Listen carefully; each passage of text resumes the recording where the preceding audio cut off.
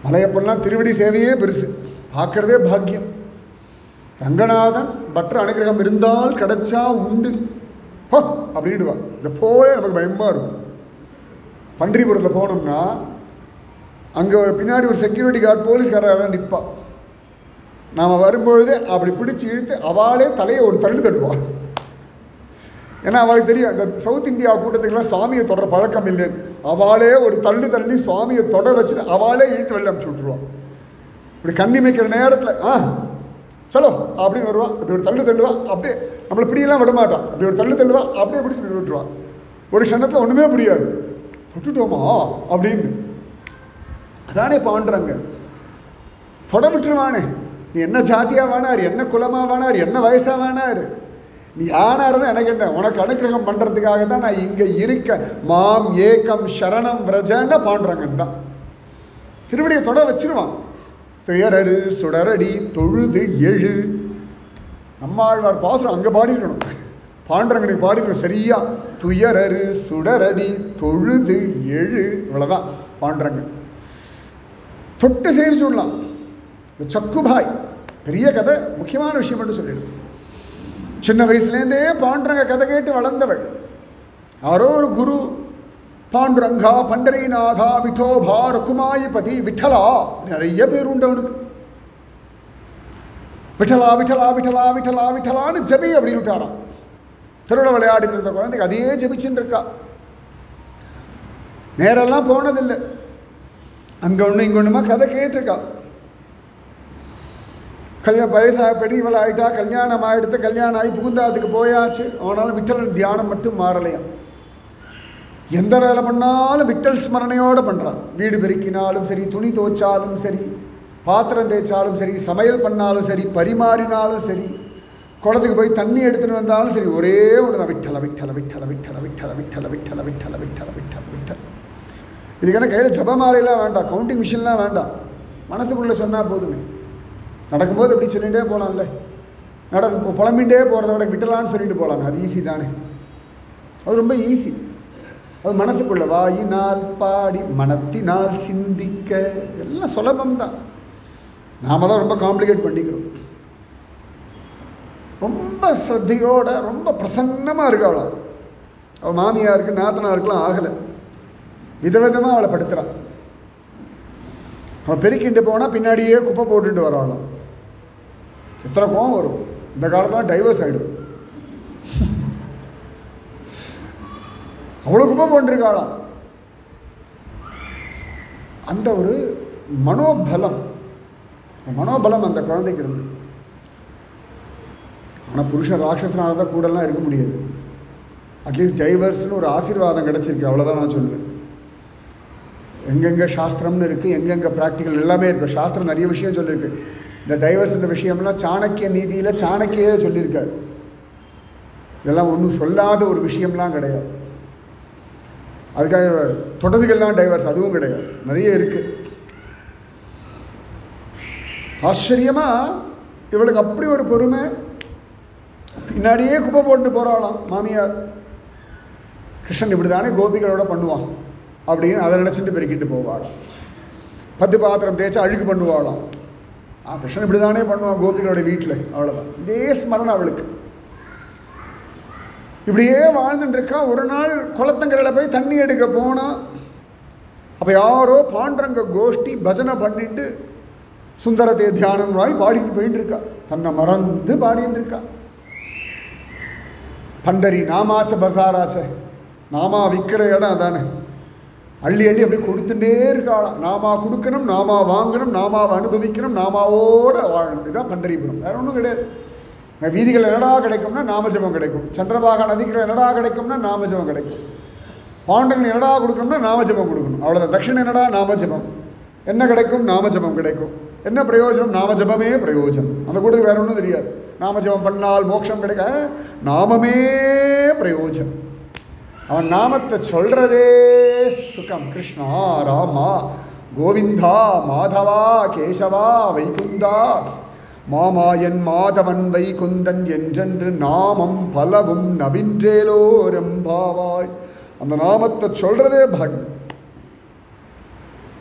திருப்பதியில் ஏடுகுண்டலவாடா வெங்கட்ரமணா கோவிந்தா கோவிந்தா. நான் சொல்கிறதே சுகம், அவ்வளோதான். இப்படி உக்காந்துருப்போம் அந்த கூண்டில், இப்படி உக்காந்துருப்போம் எப்போ தரப்பாளோன்னு. இப்போ திடீர்னு யாராவது ஒருத்தர் கற்றுக்குத்துவா, ஏடுகுண்டலவாடா வெங்கட்ரமணா கோவிந்தா கோவிந்தா, அப்படி தான் வருவது. கதவை திறக்காம எழுந்து ஓடுவா எல்லாரும். கதவெல்லாம் திறக்க மாட்டான், அவாவா கத்தி கத்தி திறக்க வச்சுருவா. கோவிந்த நாமத்தை சொல்லி கடைசியில் நிஜமாக நான் பார்த்துருக்கேன், இந்த கோவிந்த நாமத்தை கத்த கத்த கத்த கத்த கத்த கத்த என்னமோ தெரியாது அந்த கதவை பூட்டி வச்சுருவா. பொறுமை போய்ட்டு தானாக கதவை திறந்து விட்டுருவான். இந்த கோவிந்த நாமத்தினுடைய பலத்தை சத்தியமாக திருப்பதியில் பார்த்துக்கலாம் இன்னி வரைக்கும். அது இந்த மலை ஏறும்போது தான் அப்படியே கொஞ்சம் சோர்ந்து உக்காரும். இன்னும் எவ்வளோ தூரம், அப்போ தான் 200 படி தாண்டி இருப்போம். இன்னும் எவ்வளோ படி அது இருக்கு வா அப்படின்னு. அதுக்குள்ளே திடீர்னு எங்கேருந்தா ஒரு கூட்டம் ஒரு கோவிந்தா கோவிந்தா கோவிந்தா, கோவிந்தா கூட கிடையாது, கோவிந்தா கோவிந்தா கோவிந்தா கோவிந்தா கோவிந்தான்னு ஏறும். இந்த கோவிந்த நாமத்தை நம்மளுக்கு ஓடுவோம். உசுப்பேத்தியே மலை ஏற்றி விட்டுருவான் நம்மளை. கஷ்டப்பட்டு பிளானிங்லாம் பண்ண வேண்டாம், எனர்ஜிலாம் வேண்டாம். இந்த கோவிந்த நாமத்தில் ஒரு எனர்ஜி கிடச்சி நம்மளை ஏற்றி விட்டுரும் பாருங்க. அந்த கூட்டத்தில் நின்று அடிபட்டு மிதிபட்டு உதப்பட்டு கசக்கி பிழிஞ்சு அந்த கோவிந்தான்னு சொன்னால் அங்கே ஒரு தடவை ஜரகண்டின்னு அனுப்பிச்சி விட்ருவா. ஆனாலும் ஒரு திருப்தி வந்துடும், நன்னா பார்க்கலன்னு தோணவே தோணாது. என்னடானா இவ்வளோ நேரம் அந்த கோவிந்த நாமம் ஜெபிச்சோம் இல்லையா, அந்த கோவிந்த நாமம் மனசு முழுக்க நிறைஞ்சிருக்கு இல்லையா, அந்த கோவிந்த நாமத்தோட ஒரு க்ஷணம் அவனை பார்ப்போம் இல்லையா, நாம் பார்த்தோமோ இல்லையோ அவன் பார்த்தான்னு திருப்தியோடு கிளம்பிடும். அதுதான் திருப்பதி, இந்த கோவிந்த நாம பலம். அது அந்த மாதிரி அந்த விட்டலன் நாமம். இந்த ஆஷாட ஏகாதசிக்கெலாம் நான் போயிருக்கேன் ஒரு 5-6 வருஷம். பாண்டரங்கனை பார்க்கறதுக்காகலாம் கிடையாது, இந்த வார்கரி கூட்டத்தை பார்க்குறதுக்கு. பைத்தியம் மாதிரி அலைஞ்சிட்டு இருக்கும். சந்திரபாகா நதிக்கரில் அப்படியே குளிப்பா, விட்டலான்னு சொல்லுவா, யாரா பிரசாதம் கொடுப்பா, சாப்பிடுவா, விட்டலா விட்டலா விட்டலான்னு ஆடுவா. அன்றைக்கி வேறு ஒன்றும் சாப்பிட மாட்டான், சமயத்தில் விரதம் வேறு இருப்பா. அதில் விட்டலா விட்டலான்னு கபடியெல்லாம் வேறு ஆடுவா ஜாலியாக. விரதம்னா நம்மளாம் ஓரத்தை தெய்வமேனு உட்காந்துட்டு இருப்போம்ல. நீங்கள் விரதம் எங்கேயும் போக மாட்டேன்னு, நீங்கள் விரதம் வேலையெல்லாம் கிடையாதுன்னு உட்காந்துட்டு இருப்போம். அந்த கூட்டம் விரதத்தன்னைக்கு தான் நின்று ஆடும். ஆஷாட சுக்ல ஏகாதசிக்கு நன்னா தட்டாமாலை சுற்றும். அந்த ஸ்திரீகள் ஒரு கபடி ஆடுவா, புருஷா ஒரு கபடி ஆடுவா, தட்டாமாலை அப்படி கையை கோத்து இப்படி சுற்றுவா. என்ன எனர்ஜி இருக்கும் அந்த கூட்டத்துக்கு. விட்டலை விட்டலை விட்டலை விட்டலை. அந்த மாதிரி பஜனை பண்ணுற கூட்டத்தை பார்த்துட்டான், ஓடி வந்தான். நானும் வரலாமா, நன்றியோட தானடி, யார் வேணால் வரலாம்னுட்டான். அதுக்குள்ளே யாரோ சொன்னா, அவன் பொண்டாட்டி கண்டவாளோட சரச சல்லாபம் பண்ணிட்டு இருக்கான்னுட்டான். வார்த்தைகள் அப்படி தானே, யாரோ ஆம்பளைகளோட பேசிகிட்டு இருக்கான். அவன் வந்தான், தரதரன் அடித்தான், இழுத்தான். தரதரதான் இழுத்துட்டு போய் வீட்டில், என்னடி பண்டரிபுரம் போனமோ அப்படின்னு மிரட்டினான். அவன் சொன்னான், அது வரைக்கும் போனதே இல்லை, ஒரே ஒரு தடவை போயிட்டு வந்துடுறேன். ஓங்கி அரைஞ்சான். கேட்பியோன்னா, இல்லை ஒரே ஒரு தடவை போயிட்டுது. அடித்து கேட்க நன்னா கேட்குறான், பண்டரிபுரம் போகணும் பண்டரிபுரம் போகணும் பண்டரிபுரம் போகணும்னு. மாமியார் நாத்தனார் எல்லாரும் சேர்ந்துட்டா. மாமியார் சொன்ன, அவளுக்கு பைத்தியம் முடிச்சுடுத்துறா, அந்த பின்னாடி தீட்டான ரூமில் கட்டி போடு, நாங்கள் கொண்டு கட்டி போடு கழுதையை, அப்போ தான் அவளுக்கு புத்தி வரும்னுட்டான். கொண்டு கட்டி போட்டுட்டான். கட்டி போடும்போது புருஷன் கேட்குறான், இப்போ கூட விட்டுடுறேன், நீ பண்டரிபுரம் பற்றி பேசக்கூடாதுன்னா. சொன்னான், ஒரே ஒரு தடவை பண்டரிபுரம் போயிட்டு வந்துடும், அப்புறம் பேசவே மாட்டேன். அவனுக்கு கோபம், அடிப்பாவி, இவ்வளவு திட்டிருக்கேன், இவ்வளவு அடிச்சிருக்கேன், இப்போ கட்டி போட போகிறேன், இப்போ கூட பண்டரிபுரம் கேட்பியோ நீ அப்படின்னு மிரட்டுறான். சொன்ன ஒரே ஒரு தடவை, அதுக்கப்புறம் ஆயுஸ் முழுக்க கேட்க மாட்டேன், ஒரு தடவை அந்த பாண்டரங்கனை பார்த்துட்டா போ. அடி அடின்னு அடித்தான். அவளை கட்டி போட்டுட்டு கதவை தாழ்பால் போட்டுட்டு போயிட்டான். ஆனால் மனசு மட்டும் பாண்டரங்கா பண்டரிநாதா பாண்டரங்கா பண்டரிநாதா பாண்டரங்கா பண்டரிநாதான்னு ஜெபிச்சுட்டு. பாண்டரங்கன் பார்த்தான், இவன் பண்டரிபுரம் வந்தே ஆகணும், அவனில் தீர்மானிக்கிறான், அவன் தானே தீர்மானிக்கிறான். திருப்பதியோ ஸ்ரீரங்கமோ பண்டரிபுரமோ பிருந்தாவனமோ பத்ரிகாசமோ அவன் கூப்பிடுறான், நாம் போகிறோம். நம்ம பலமான அவன் அருளாலே அவன் தாள் வணங்கி, அவன் அருள், அவன் கிருப்பை, நம்மளுடைய முயற்சிலாம் கிடையாது. பாண்டரங்கன் பார்த்தான், மோகினி வேஷம் எடுத்தவன் இப்போ ஒரு ஸ்திரீ வேஷம் எடுத்துட்டு வந்தான். அப்படி எடுப்பானோ அப்படின்னா, இந்த கோபிகைகள் எல்லாம் ராசக்கிரீடைக்கு வந்துட்டான் கிருஷ்ணனிடத்துல. கணவனை விட்டுட்டு, குழந்தைகளை விட்டுட்டு, பந்துக்களை விட்டுட்டு தானே வந்தா. அப்போ அவள்கிட்ட ஒரு அதிருப்தி இருந்துதான். இந்த கோபிகைகள்லாம் இங்கே வரும் பொழுதே கண்ணன் என்ன பண்ணிட்டான், அவன் கோபிகாஸ்திரிகள் வேஷம் போட்டுன்னு அந்தந்த வீட்டுக்கு போயிட்டான். இங்கே ஒவ்வொரு கோபிக்கும் ஒவ்வொரு கிருஷ்ணனா மாறினவன் அங்கே ஒவ்வொரு வீட்டுக்கும் ஒரு கோபியாக உள்ளே நுழைஞ்சான். குழந்தைய விட்டு வந்த அம்மாவா நுழைஞ்சான். குழந்தைய எடுத்து அச்சோடிக்கு வந்தேன்னு பால் கொடுக்குறான். அந்த குழந்தைக்கு என்ன பாக்கியம்? கண்ணன் கோபி வேஷத்தில் வந்து மடியில் வச்சுட்டு கண்ணன் தாயுமானவனா தாய்ப்பால் கொடுத்துட்டான். மாமனார் மாமியாருக்கு சாதம் போடுற கோபியா கண்ணன் வந்துட்டான். ஒரு கணவன் பெட்டில் காத்துட்டு இருக்கான், பெண்டாட்டியோட சுகம் அனுபவிக்கணும்னு. அந்த கோபியாக கண்ணன் வந்து அவனோட படுத்தான். அதனால்தான் கோபிகா ஜீவனஸ்மரணம் கோவிந்தா கோவிந்தா. இந்த எல்லைக்கு போகலாமான்னா அதான் கண்ணன்.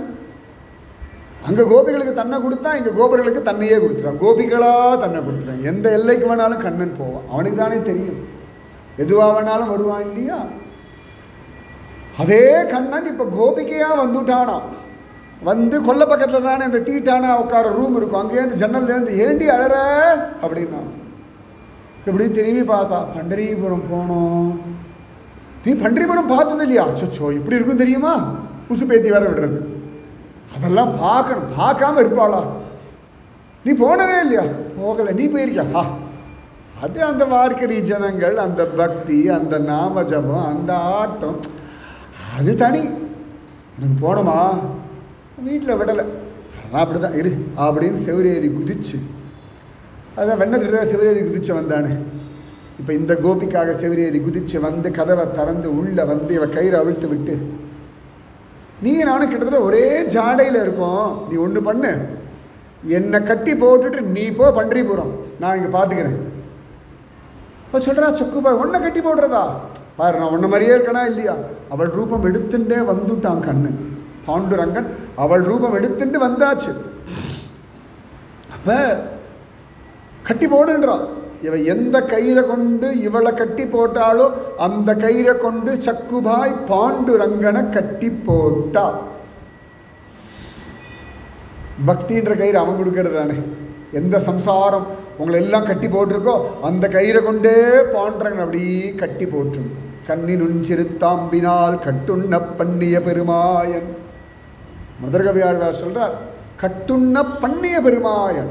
அவன் தானே கட்டும்படியாக பண்ணினான். அதனால் கிருஷ்ணா அப்படின்னு ஆச்சுன்னா அவனை கட்டக்கூடிய அந்த பக்தின்ற கயிறும் அவனே கொடுப்பான். நமக்கு ஒன்றுமே தெரிய வேண்டாம், தகுதியே வேண்டாம். அவன் அந்த தகுதியை கொடுத்துடுவான். எல்லா தகுதியும் நமக்கு இருந்து அகம்பா வந்துடும் இல்லையா? தகுதி அவன் கொடுக்கணும் இல்லையா? தேவர்கள்லாம் பார்த்துட்டு இருக்காளா, பாண்டரங்கன் இப்படி கட்டையோட நிற்கிறானா. அழகாக இவளை கட்டின கயிறை கொண்டு அவள் பாண்டரங்கனை நன்னா சுற்றி இறுக்கி கட்டி போட்டாளாம். அவளுக்கு தெரியல அது பாண்டுரங்கன்னு தெரியலை. கட்டி போட்டாச்சு. வாசல் வரைக்கும் ஓடினா, கொல்ல பக்கத்தில் எகிரி குதிக்கிறதுக்கு. திரும்பி வந்தா, இல்லை வேண்டாண்டி, அடி பொடி, பஜனை கூட்டம் போயிட்டு இருக்கு, போ பண்டரிபுரம் போகிற வெளியே பார். போயாச்சா, இவன் ஓடுறா. அதுக்குள்ளே இவளுக்கு பட்ட காயம், இந்த வேதனை எல்லாம் இருக்குமே, இது எல்லாம் பாண்டுரங்கன் வாங்கிட்டுட்டான். அவன் ஃப்ரெஷ்ஷாக எனர்ஜியோடு போனவா. இந்த கோவிலுக்கெல்லாம் போனால் ஒரு எனர்ஜி வருது பாருங்க, அவன் தர்ற எனர்ஜி. என்னை பார்க்கவா? மார்கழி மாதம் 4 மணிக்கு எழுந்துக்க முடியறது, ஓட முடியறது, வர முடியறதுன்னா அவன் தரும் பலம். அவன் தானே பலம் கொடுக்குறான், வேற யார் பலம் கொடுக்குறான்? கட்டி போட்டுட்டான், போயாச்சு, கோஷ்டியோடு சேர்ந்துட்டான், பக்தர்களுக்கு தெரிஞ்சு கொடுத்து. அவள் கேட்குறா, நான் பண்டரிபுரம் வரலாமா அம்மா? உனக்கு தான் அதிகாரம் உண்டு. அழிச்சிட்டு போயாச்சு. இங்கே புருஷன் கொஞ்ச நேரம் கழிச்சு வந்தான், இப்படியே தலையை தொங்க போட்டு நிற்கிறான் பாண்டுரங்க. அடி ஏ சக்கு, இனி பண்டரிபுரம் கேட்பியா? நான் ஏன் கேட்குறேன், நீங்களே தெய்வம். தெய்வம் சொல்லிடுது, நீங்களே தெய்வம். உடனே கயிறு, இனி புரிஞ்சா சரி. கயிறுலாம் அழுத்து விட்டான். என்ன கஷ்டம்னா, சக்குபா வேஷத்தில் இருக்கான் இல்லையா, கணவன் காலை தொட்டு கண்ணில் வேற ஒத்தினுட்டான் பாண்டுரங்கன். அவன் அந்த கோபிக்காக எந்த எல்லைக்கு வேணா போவான், எந்த எல்லைக்கு வேணாம். இன்னும் மாமியார் மிரட்டுறானடி, இல்லைம்மா மன்னிச்சிடும். அவள் காலை தொட்டு கண்ணில் ஒத்திண்டு, நாத்தனார் காலை தொட்டு கண்ணில் ஒத்திண்டு, மாமனார் காலை தொட்டு கண்ணில் ஒத்திண்டு.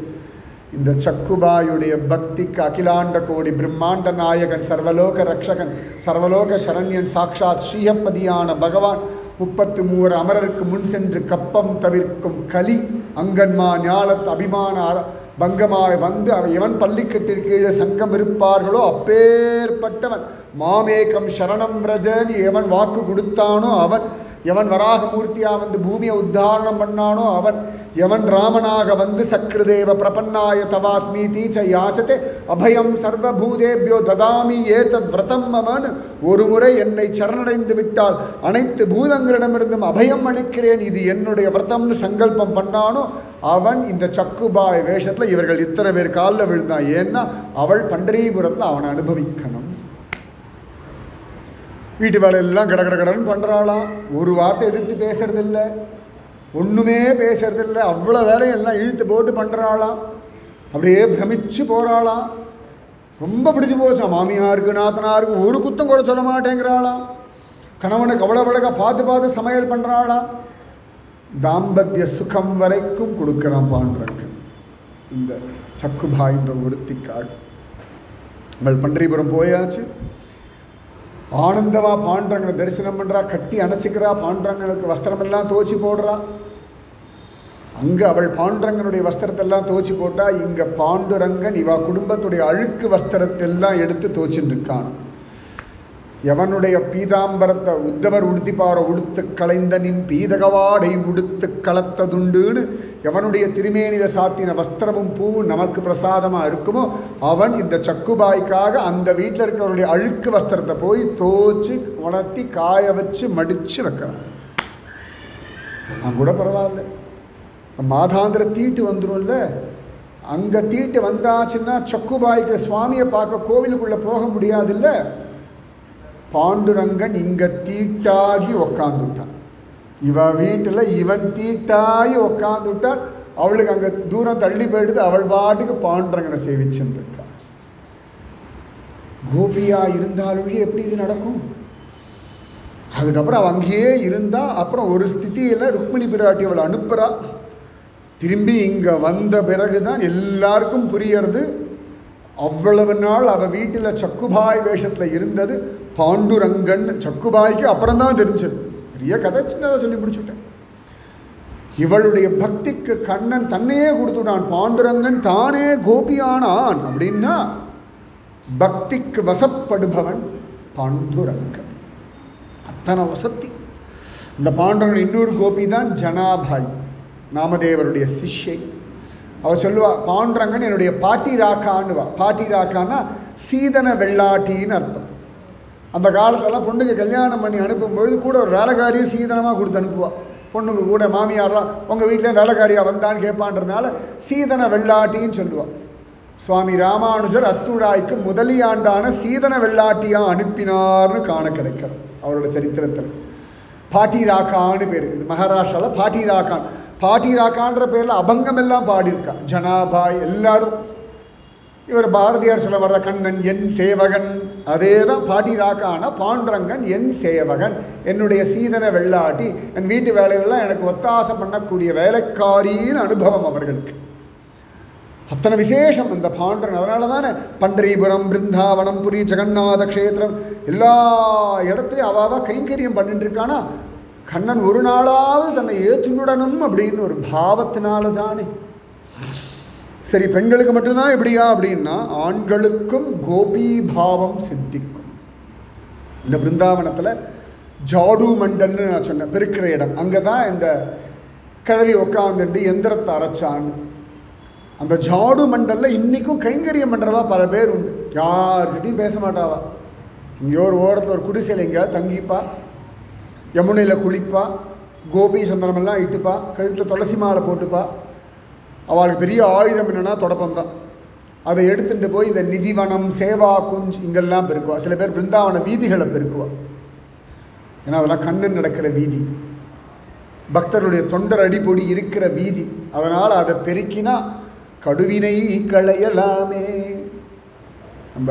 நம்மாழ்வார் சொல்லுவார், திருவனந்தபுரம் பத்மநாபர் கோவிலுக்கு போயிட்டு ரொம்ப அழகாக சொல்லுவார், கடுவினை களையலாமே. திருவனந்தபுரத்தில் போய் பெருக்கிட்டோம் அப்படின்னா எல்லா பாவங்களையும் பெருக்கி அப்படி குப்பை மாதிரி வெளில போட்டு போயிட்டே இருக்கலாம். கடுவினை களையலாமே.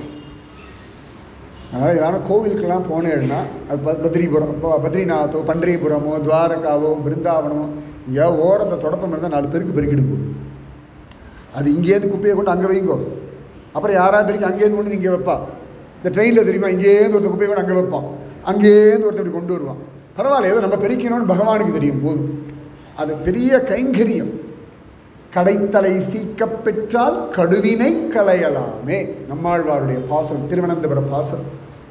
அது ஆண் பெண்ணெலாம் கிடையாது, யார் வேணாலும். நான் பிருந்தாவன் நிறைய பார்த்துருக்கேன், ஆண்கள் நிறைய பேர் பெருக்கின்னு இருப்பான்.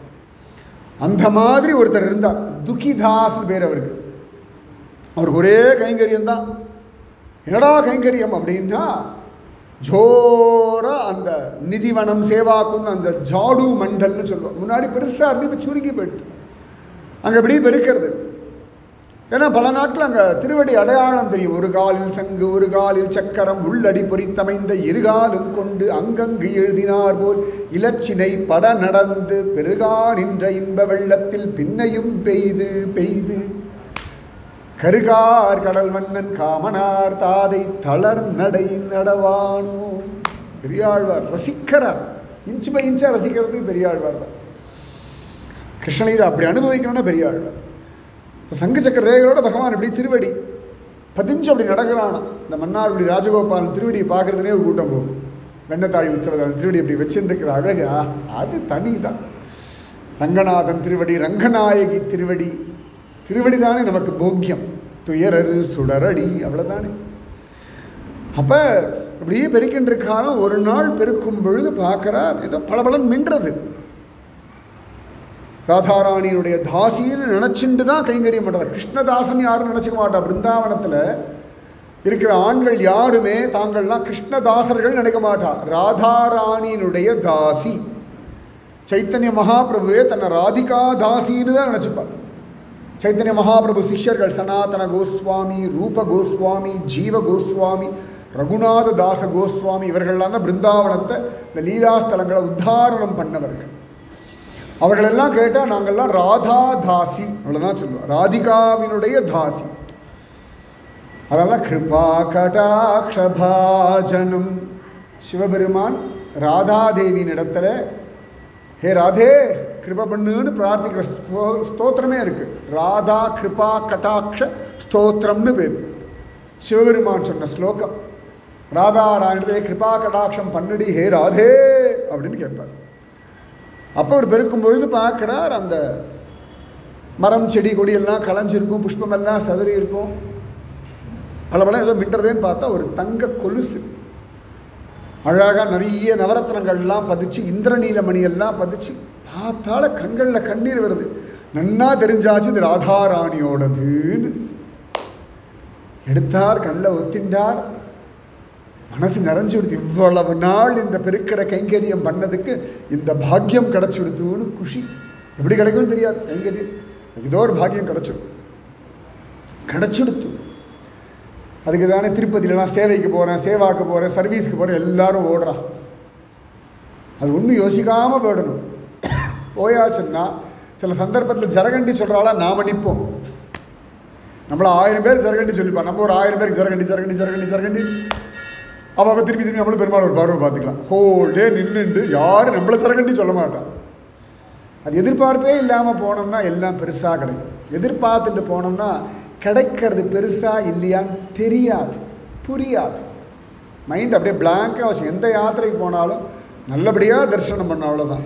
நீங்கள் பிளான் பண்ணும்பொழுது எல்லாம் பார்த்தீங்கன்னா தரிசனமே கிடைக்காது. பிளானே பண்ணக்கூடாது, அப்படியே போகணும், என்ன கிடைக்கிறது அப்படியே வாங்கிக்கணும்.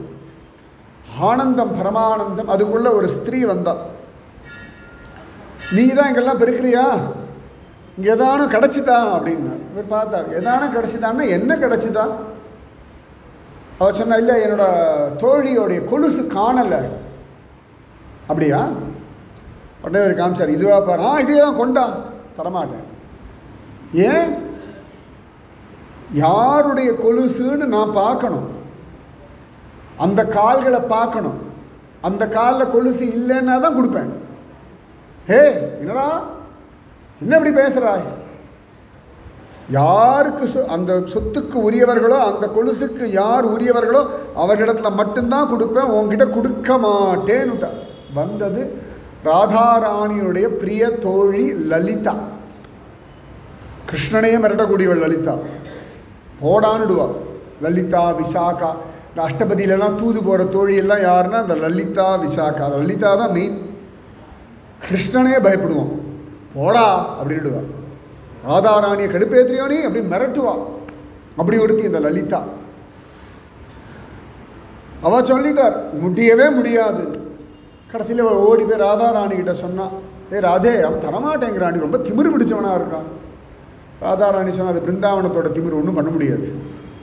என்னதான் சொல்கிறான், அது யார் சொத்துக்குரியவர்களோ அவர்களிடத்துல மட்டும்தான் கொடுப்பானா. சரி கூட்டுண்டு வா. என்னடி ராதே அப்படி காட்சி கொடுத்துருவியா? தலையில் கையை வச்சு கூட்டுண்டு வா. இந்த லலிதா தலையில் கையை வச்சு வா அப்படின்னு கூட்டுண்டு போய் இந்த கோவர்தன பரிக்கிரமாத்தில் ராதா குண்டுன்னு ஒன்று இருக்குது. இந்த ராதா குண்டில் குளிக்க சொல்கிறா. குளித்த உடனே இவருக்கு ஒரு ஸ்திரீ ரூபம் கிடச்சுடுறது.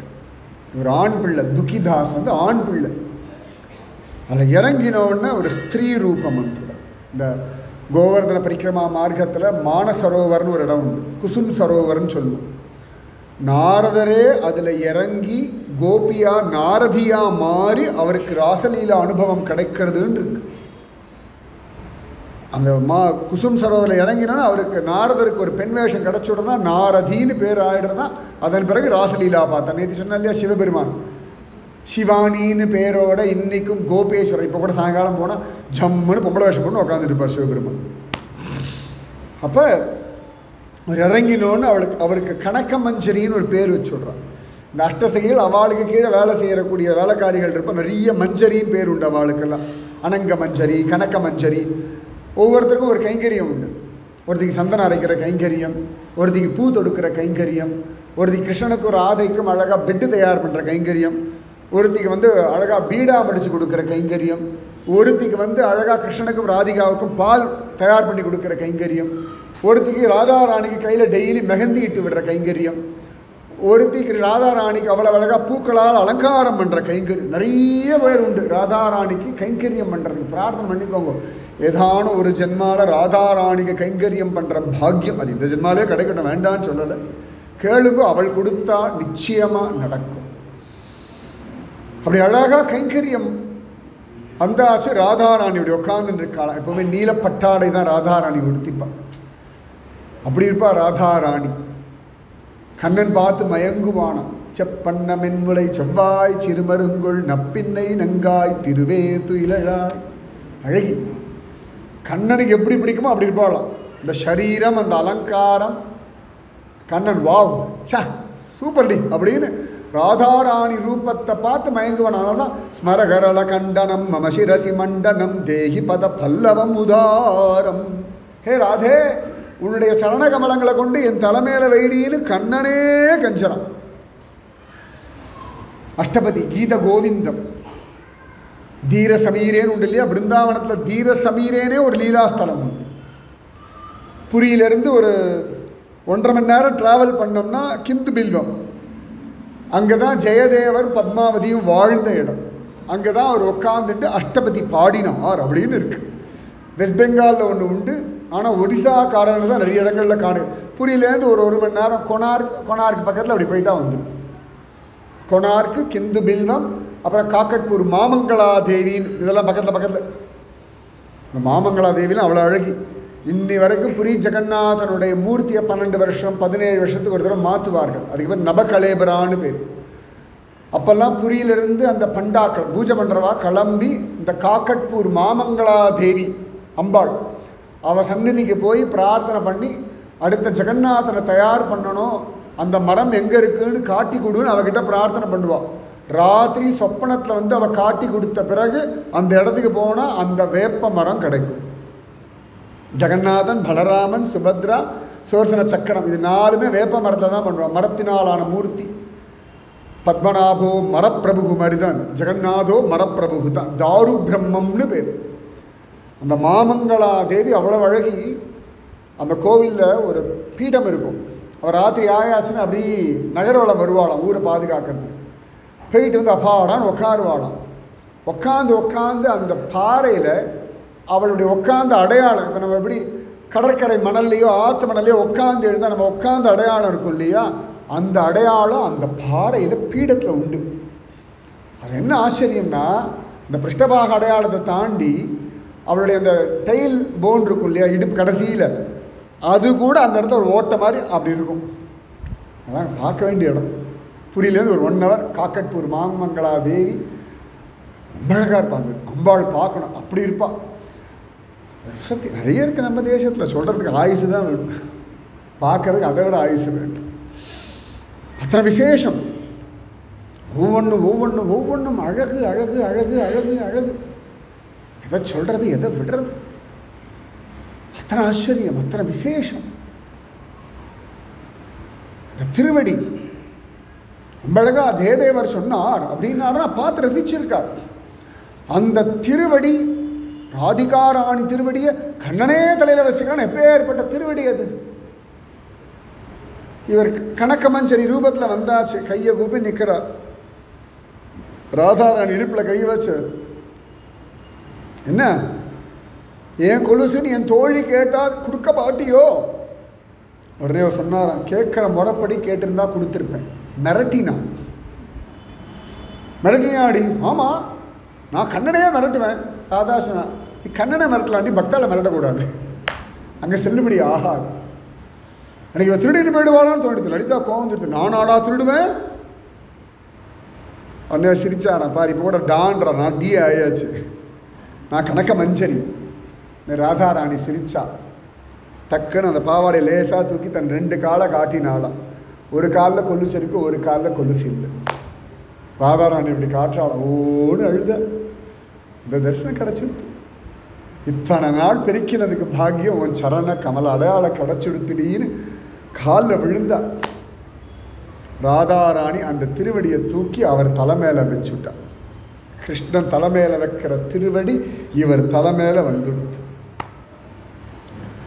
ராதாராணி கேட்டா, இப்போ கிடைக்குமா என் கொலுசுன்னு? ராதை கை நீட்டினாளா. ராதை யார்கிட்டையும் கை நீட்ட மாட்டான். கதறினார், நீ கை நீட்டாதே, ஏ ராதே அப்படின்னு கொடுத்தா. உடனே ராதாராணி சிரிச்சுண்டு லலிதா கிட்ட அதை கொடுத்து, இந்த கொலுசோட ஓரத்தில் அந்த கிங்கினி மாற்ற இடத்த டிசைன் இருக்கும் இல்லையா, அதை வச்சு அவன் நெத்தியில் அழுத்தின்னுட்டான். உடனே ராதாராணி கொலுசை எடுத்து அவர் நெத்தியில் வச்சு ஒரு அழுத்தினா அது அப்படியே மார்க் ஆயிடுத்து. உடனே ராதாராணி சொன்னால், இனி உன் பெயர் ஷியாமானந்தான்னு பேர் வச்சுட்டான். இந்த ஷியாமானந்தா பரம்பரைன்னு ஒன்று இருக்குது இன்றைக்கி பிருந்தாவனத்தில். அவர்கள் மட்டும் நெத்தியில் அந்த கோபி சந்தனத்தை ஒரு டிஃப்ரெண்ட்டான டிசைனில் இட்டுப்பா. எதுக்குடானா ராதாராணியினுடைய கொலுசினுடைய அந்த சின்ன அடையாளத்தை தான். ராதாராணி சொல்கிறா, என்ன வேணும், என்ன வேணும், இதுக்கு மேலே வேறு என்ன வேணும்? உன் கோபியா உன் தாசியாக ஏற்றுண்டாச்சு, போதுமே, இதுக்கு மேலே வேறு என்ன வேணும் எனக்கு? எப்பயும் உன் நினப்பு இருக்கணும். நீ எந்த ஷாமசுந்தரனை ரசிக்கிறியோ எனக்கு அந்த ஷாமசுந்தரனை உனக்கும் நித்திய கைங்கரியம் பண்ணணும்னு கேட்டார். உடனே ராதாராணி சிரிச்சா, ஹே ஷாம், அதுதான் ராதே ராதே அப்படின்னு ஆனந்தமா. உடனே ராதாராணி அப்படின்னு நினச்சாலாம். அவள் ஹிருதயத்திலேருந்து ஒரு ஷாமசுந்தரனை எடுத்தா, இந்தா வச்சுக்கோன்னு கொடுத்துட்டான். எப்படி சிவபெருமான் ஆத்மதேவனுக்கு தன் ஹிருதயத்திலேருந்து ஒரு ராதா வல்லபனை எடுத்து கொடுத்தாரோ, அந்த மாதிரி ராதாராணி ஒரு ஷாமசுந்தரனை எடுத்து கொடுத்துட்டா. இன்றைக்கும் பிருந்தாவனத்தில் இந்த ஷாமசுந்தரன் இருக்கான்.